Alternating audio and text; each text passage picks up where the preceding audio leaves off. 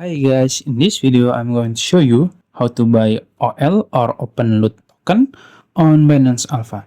It's very easy. First you can open your Binance apps and then you can go to your search box here in the top. Then I can search OL,